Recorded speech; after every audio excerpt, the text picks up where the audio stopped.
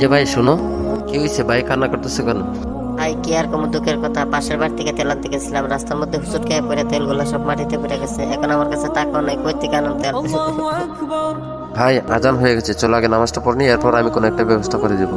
নামাজ? কিন্তু ভাই নামাজ তো আমি পড়ি না। ও আচ্ছা, এই নাও, যে জায়গায় তোমার তেল পড়ছে ওই জায়গায় কাগজটা রেখে দেবা, যাও। ঠিক আছে হুজুর।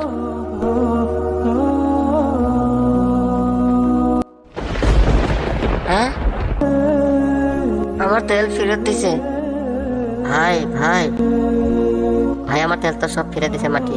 আচ্ছা ভাই, এই কাগজে এমন কি লিখলেন যে মাটি আমার সব তেল ফিরিয়ে দিল? ভাই আমি এই কাগজের উপরে লিখছি যে, হে মাটি তুই ওর তেল ফিরিয়ে দে, না হলে আমি তোর উপরে বেনামাজি বসাই দেব। ওই জায়গায় যাতে কোনো বেনামাজি না বসে, তাই মাটি তোমার তেল ফিরিয়ে দিছে। বেনামাজি এত গুণাগার হয়ে যে তাকে মাটিও ভয় পায়।